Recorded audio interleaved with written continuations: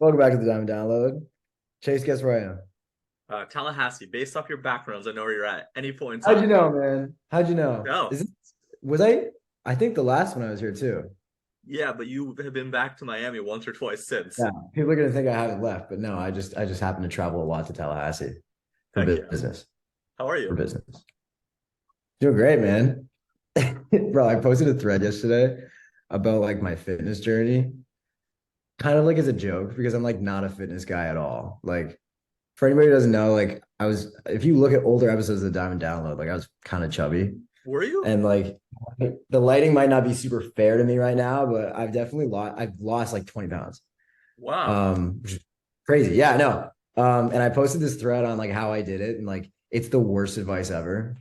Um, but if anybody wants to like follow the what do they call it? The cardinal shred system, then like feel free to just follow what I did. It's super unhealthy and like not sustainable, but like it works.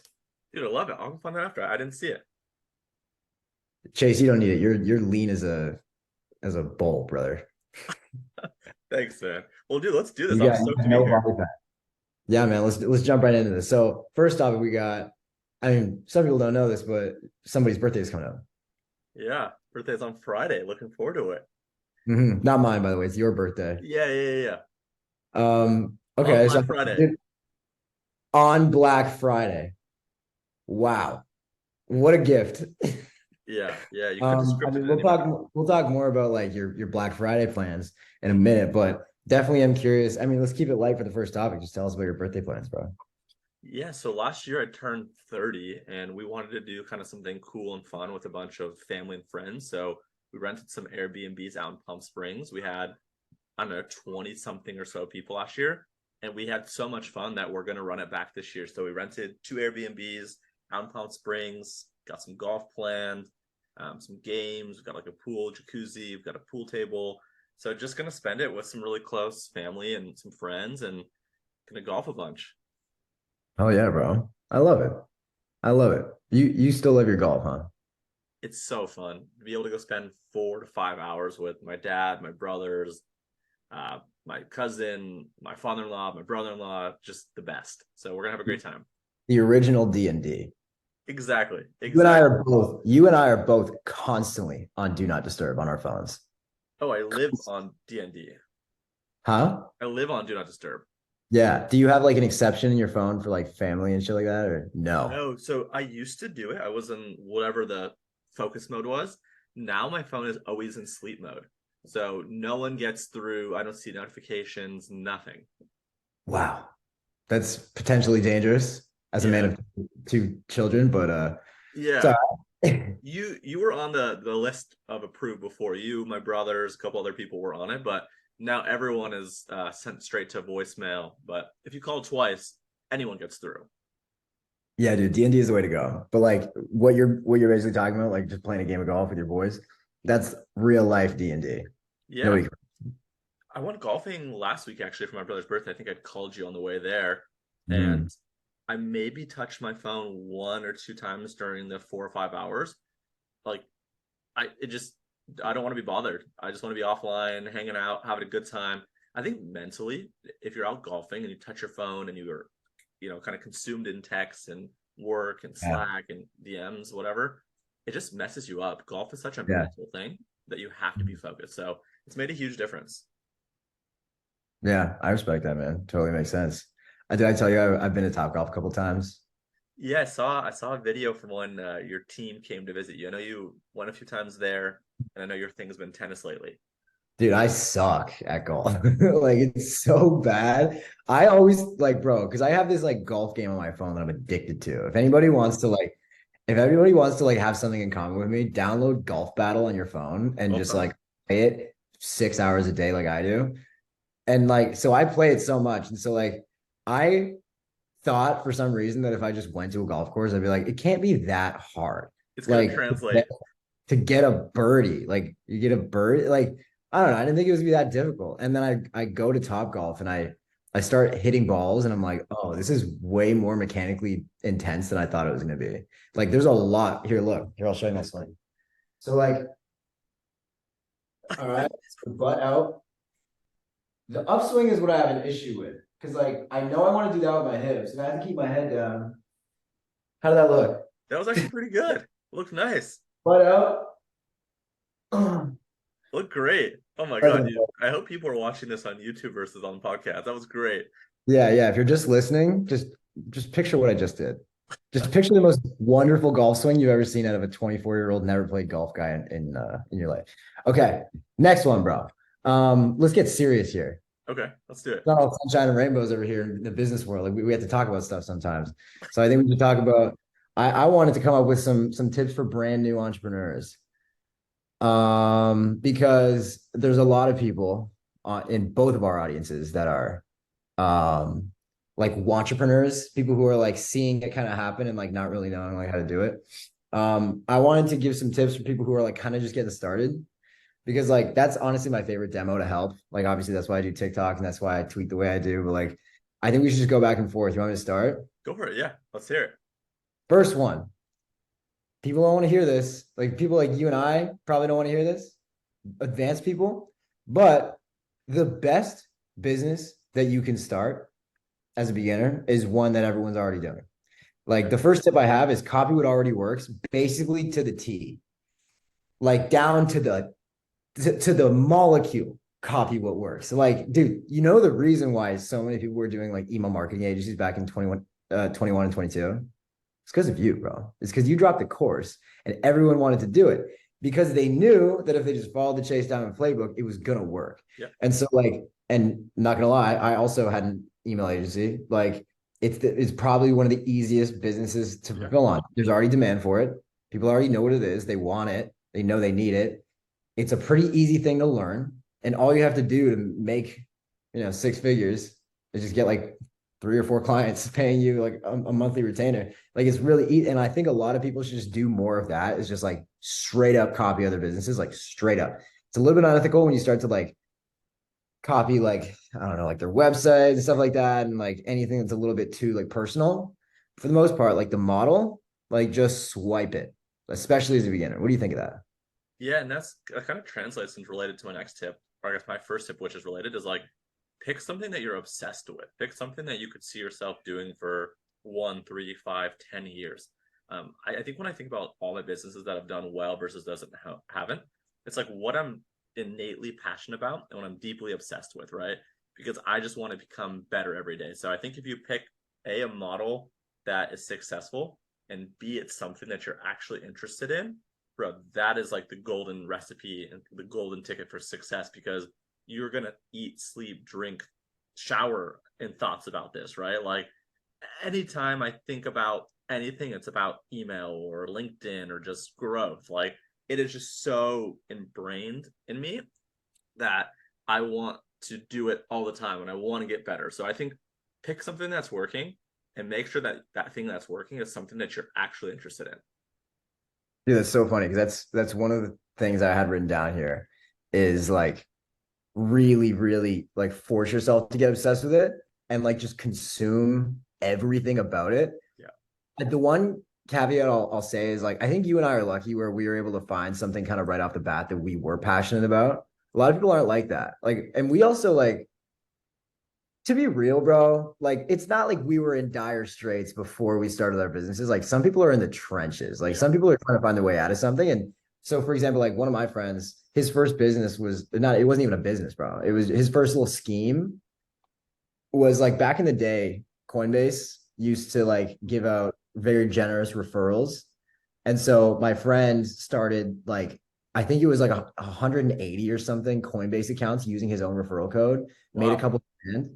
And then now he can't use Coinbase because okay, so basically what happened is it's actually kind of funny. He couldn't start another account because they basically blocked his IP address or whatever somehow. And they said, hey, like you can get your Coinbase, you can use Coinbase again as long as you delete all the other accounts that you made that weren't real. Oh, And he made 180 accounts. He didn't actually get 180 people. He made them. no, he made a bunch of fake accounts. Oh, dang. Yeah. But like the problem with that is like it's 180 email addresses, random email addresses and passwords that he no longer has any access to, has no idea what the passwords are. So he just can't use Coinbase anymore. Oh my But God. like stuff like that, I feel like is not like you can't really be passionate about that. I was super passionate about copywriting, and that's why I kind of had that second point here: immerse yourself in information, like go into the lab. Like, dude, everything that I consumed was about copywriting. I was reading it was okay, so it was like a combination of Twitter. There's a lot of your stuff on Twitter that I was reading at the time, like older school guys from Money Twitter that were just like spitting game. Yeah. So like just like a ton of social media, listening to podcasts. Like every time I was in the car, I was listening to some sort of copywriting podcast. I would go on drive specifically so I could listen to a podcast. Like I'd Yeah. see one, download it, and be like, I'm going to go on a drive today so I can listen to this. Ton of YouTube videos, books, talking to family members. Like, dude, everyone, like or everything you can do. Like, yeah, just immerse yourself in it, get obsessed. That's like a thing that you should do for sure. I love that. Yeah, and I think that was my last one too. Was like the obsession. It's like the passion and obsession. Like those are similar but different, right? Like I think the first one is like I actually have an interest in this, and whether you do have an interest in it or not, you have to be obsessed, right? You have to be committed to finding a way to make it work. You have to go to the ends lane. So it's always really scary when you bump up head to head with someone that's obsessed. It doesn't matter what, obviously within the law, it doesn't matter within the law what it's going to take. This person is just going to figure it out. So I think being savvy and being a go-getter and just even sometimes brute force, right? You could either work really hard, work really smart, or both.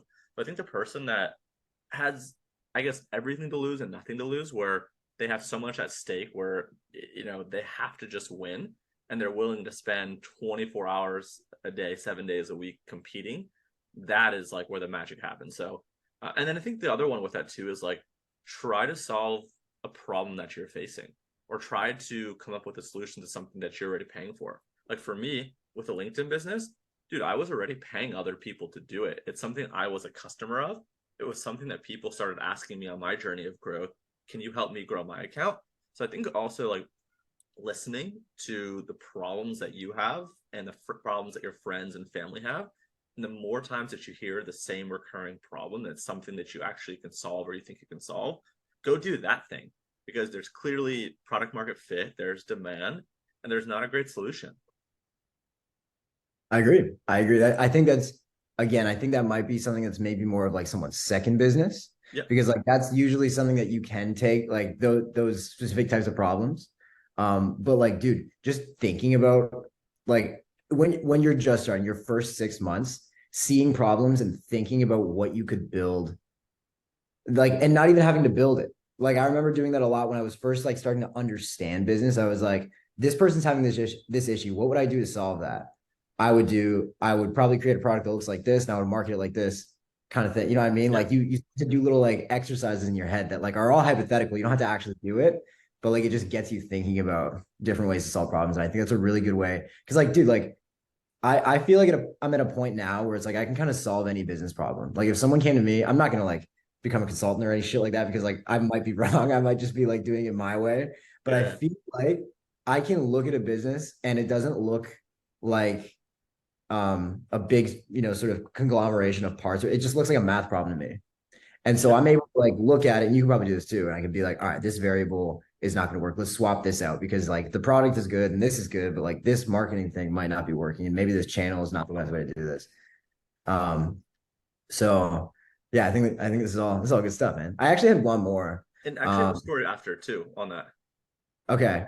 Do you want to should you do the first? Yeah, I guess the story is relevant to this. So, I think this is like taking what you just said, right? Like, I think you're right. Some of the stuff we talked about is probably better for second time people. But one example. So, my father-in-law was working a 9 to 5. This was, I don't know, 30 something years ago. And at his 9 to 5, they sold. I think they sold like, or they did business forms or something. This was back, I don't know, before printers or around printers. They did something around business forms where they help corporations with. I don't even know what that means. And one of his clients came to him and was like, "Hey, you guys are doing the business form. That's great. Can you also help me with like hang tags or labels or trims for our clothing? Like, it's cool that you're doing all this, but can you also do this?" And he said, "Yeah, we could do that." And he started trying to figure it out. He figured out how to source it, how to supply it. He went to his boss and was like, "Look, we got a contract for, I don't know what it was, $5,000 for this new thing this customer wants. I think we should do it." And his boss was basically like, "Who do you think you are? You're not an entrepreneur. how dare you do this? All we do is business forms. We're not going to fulfill the labels. Like, don't ever think about anything again, like, basically. And he was Damn. like, all right. So on the side, he was like, client A, we can't do it at our company. I've did all the work already. If you want it, here's what I got. So he started kind of doing that on the side. And then he left to go start his own business, selling the thing that a bunch of people then started asking, either A, organically, or B, once he kind of prompted them. He then started that. So he was working 9 to 5, kept hearing a recurring problem that there was not a solution to. He tried to bring this new solution to his company that could have been an easy, great opportunity. And they told him basically to F off. So he started his business. They actually tried suing him and they lost, thankfully. They tried suing him for like $1 million. You know, he had just started What? his company. He didn't even have $1 million. He ended up winning, and he still runs the same business. He owns the same business 30, 31 years later, selling labels and hang tags and things like the most random niche thing you could ever think of that he kind of fell into based off of what he was doing already and just tried to become an entrepreneur and entrepreneur and came up with a solution. And, you know, now he has a great business and it's provided him a great life. So just be aware whether you have a 9 to 5 or whatever you're doing. If you're freelancing, there's opportunity everywhere. You just have to be able to seek it out or kind of listen for it. Interesting. That's a great story. Dude, that guy sounds like a terrible boss. Terrible boss. Yeah. Yeah, fuck this guy. Okay. I mean, yeah, the last one I had was whatever you do, don't overthink, which like sounds like a simple one, but like, dude, this is something I've struggled with a lot. I don't know if you ever have. I think you're pretty like A type where like you don't really overthink too much, but like a lot of people struggle with this too. And like I'll give you a more recent example because this kind of makes sense to me now. Um, so like, dude, obviously when I was starting copywriting, like it took me a long time to get going because like I did overthink about the details, like how exactly in what order am I going to learn this stuff? Yeah. And like it was like a big issue because it was like I don't want to like miss a step or do it wrong and then like bother people or like if somebody like calls me out, like I don't want to feel like rejected or anything like that. So I would really like stress about that. And dude, recently like I've been kind of trying to learn Spanish. I sent an email about this. I don't know if you got it. But like that's like for a while I was thinking like, okay, like how do I do this? Like, do I like get like a personal tutor? Do I go online and do coaching, or do I like straight up go to a class, or do I just do Duolingo, or like how do I should I just go to Mexico? Like, how do I do it? And I was thinking about all these different steps and stuff like that. And I was thinking like you can't like really see into the future and know exactly what the process is gonna look like. You just kind of have to start. And so I just downloaded Duolingo.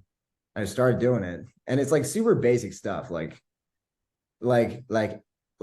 es estudiante, like he's a student. Like, you know what I mean? Like it doesn't, it's all like BS like Spanish that I'm probably never gonna use. Like necesito un bolígrafo. Like I need a pen. You know what I mean? Like that this is not like normal stuff, but like since I've started like picking up on little words and stuff like that, I've like found the path to actually learning like Yeah. a little bit more clearly. And it's like I didn't have to overthink at the beginning and think like, should I do this? Like, what should I do? Like, just pick something and then just go with it. And then you're going to learn naturally as you go.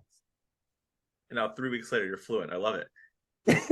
Um, on that note, I think like maybe this is terrible advice, maybe it's good advice, but I think for me, like when I went to business school, the thought of writing a business plan was so daunting, and that almost made me like not want to start a business. And now like thinking about like actually having to come up with a concrete business plan that's in writing, that's 10, 15, 20 pages, however long it used to be in school, that to me, like I think forced me to overthink. And I think a lot of times, overthinking is basically the thing that prevents you from doing the thing that you're going to do, right? That is like the paralyzation part. So I think like it's so interesting, like the things I think about from school that we learn, I think those were the things that caused me to overthink. And it's been a lot of years of like unlearning those bad habits, quote unquote, and just acting, right? Acting on gut, acting on impulse, and then finding a way to kind of figure it out and make it work. It's like, think about it. Obviously, I'm just saying, like, don't start a business that you haven't thought about. Like, I think about it, but a lot of times I just think about it in my head and I'm just so into it that I start it and then I figure things out on the fly. I think that was kind of your point too, right? Mm-hmm. Yeah, exactly. That's dope, man. Yeah. Business plans are for dorks. I Yeah, need plans. We simply dream it and it becomes true. exactly. Okay. Damn, that was a long segment, but let's keep it going. Um, this is more of a, and I haven't really thought about this. I kind of have, but I'm just more so thinking about what you think. Do you think that self-development equals success in business? Because it seems like, especially in our community on Twitter, a lot of people kind of overlap with the idea of like being super fit and being super well read and like meditating and doing all this inner work. And that's pretty common. We hear that a lot, but there's also people that say the opposite, where it's like if you do the inner work, you're kind of like screwing yourself because that might be your edge. Like the brute force thing is basically saying like don't do the inner work, just like make money first and then everything else becomes great after. Do you think that it's almost a prerequisite for someone to like do all of this other self-development stuff outside of making money before they do that? No, no, I think oftentimes, like, again, I think it depends. I think a lot of us have different predispositions towards different things. To me, some of like the spirituality stuff's a little bit too woo-woo. Like I can't do just certain things like that. I don't think I could really meditate, and there's just certain things that I've been invited to that I've just opted out of just because I don't. I don't know, it kind of freaks me out a little bit. Just certain weird things, like, but I think like becoming successful allows you to have like the freedom and the financial ability to do some of those things. But I think to me, the most important things are like eating decently well, like, right, what you put in is what you get out. I think sleep is super important. And I think working out is super important, right? I think that is super important for just like your mind, your body. I don't think it's required to be successful, right? I think everyone has these different things. But yeah, for me, the more success I get, the more time I feel like I get to spend on doing the other things. Like for me, golf is very therapeutic. Like I don't go to therapy, but like golf is therapeutic.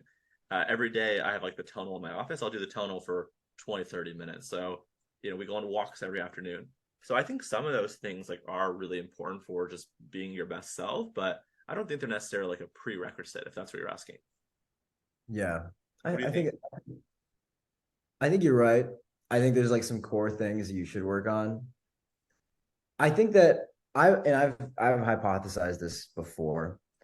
You should focus on one thing at a time. So like let's just say like health, wealth, relationships, right? So health is like all the um, like obviously fitness and sleeping well and diet and all that stuff. Wealth is making money. And then Yep. relationships can be like relationships with others, like with, whoever you're attracted to, or like your friends and a social circle, or like yourself. And I think like if you're gonna try and build all those up, I think you should do one at a time. I remember like when I first started making money, the part of the reason I grew, and I might just be saying this, but part of the reason I grew really fast in terms of business, like my income and everything, was because I did not go to the gym. Like I was pretty chubby. It was COVID, and I had no social circle. Like I had like my girl at the time that I was with, but like I didn't really have friends and like I didn't go out at all. Like all I did was work. I put all of my eggs into the wealth basket. I think there are other people, and Griff is like another example of like kind of the other, like another side of it, where it's like he was doing his thing with copywriting and making money, but his main priority was to get fit. Like he was pretty Interesting. overweight. For anyone who knows, Griff is my younger brother. He's also a copywriter. He's ripping now, but like for a long time, all of his eggs were in the health basket, and it was like just get lean, just lose this body fat and get jacked. And again, he had a girl too, but like he didn't really have a lot of friends. And then as soon as he like was done with like the fitness thing and he had kind of conquered that journey, then he moved over to business and started making a ton of money. And then he started moving over to the relationships thing. And now he's a well-rounded person, but he didn't try and do it all at once. And I think a mistake that a lot of people make is like they see some, motivational video on YouTube and they try and get rich and, have a circle of women that all love them and lose, 50 pounds all in the same like time period. I think you have to do one at a time. But they do all help each other. I think that is true. Like I think like if you're used to conquering one of those three things, then you'll be better at conquering another. Like Yeah. once you get the momentum of like, yes, I've crushed my fitness goals, time to move to wealth, or I've crushed my wealth goals, time to move to relationships. I feel like that just it just makes it easier for you. I like that. Yeah, I definitely agree. Otherwise, it's like trying to master three things at once, and each one requires a different set of mastery, and they're all hard, right? For sure. Mhm. I like that. Yeah, man. Last thing, like actual last thing. Do you want to announce the birthday plus BFCM deal that we're doing? Yeah, I know we talked about it. I don't know what the final offer is, so spill the beans. I'm excited about this. Okay, so Chase and I were on the phone the other day. He was like, hey, next Friday is Black Friday. I'm like, yeah. And he's like, Black Friday is my birthday. I'm like, yeah. And he was like, how about? I'm like, Yes, yeah. Alex in my inbox. They were just the stars aligned. And Alex in my inbox. But he was saying, like, because it's both of those things, why don't we run the Black Friday sale, um, but also make it a birthday sale on Alex? So, I mean, that's going to be an email that you're if you're watching on Thursday, you're going to get it tomorrow. But Yep. we might as well just tell you now. You know what I mean? Like people who are watching this video right now, maybe we just put it in the description. People can get a sweet ass discount. So like normally the price of the program is $9.97 as Copy MBA. It's the program that Chase and I founded and started and built together about a year ago Yep. in September of 2022. It's a banger. We have over 3,000 students they're not all making money because some of them are just serial course buyers and just buy shit to make themselves feel better. But a lot of people are making money, hundreds, I would say. And there's a handful in there that are making like multi six figures. Like my best student right now has gone through Copy MBA. He started in April and he's now making 40 plus $1,000 a month, which Same. is insane. There's a couple It's other so killers cool. too, between like 15 and 25K a month, which is great. And so it's just cool to see like kind of what's happening with everybody that goes to this program. Like I said, it's usually 997. It's not for Black Friday. For Black Friday, it's gonna be 497 because it's also Chase's birthday deal. So it's So like practically half off, uh yeah. right? Yeah. Essentially half off. I think it's like 50% off. Yeah. So and like we don't usually do discounts on Copy MBA because we don't really push it that much outside of like a few different opportunities and channels that we have. But like this is straight up like we're not going to do it cheaper than this. Like this is not like a sales tactic we're doing right now. Like we're not going to do it cheaper than this. Straight up. So if you're watching this and you want to snag it for literally 50% off, like $500 off, then I would say go and do that now. Sick. Uh, All right, we'll yeah, include the link in the video description. hell yeah. And look All out right. for Alex. Thanks, Chase. And if people don't see this until later, then happy birthday, bro. Appreciate you, man. That was a good one. Yeah. All right. See you Thanks, later. dude. Bye.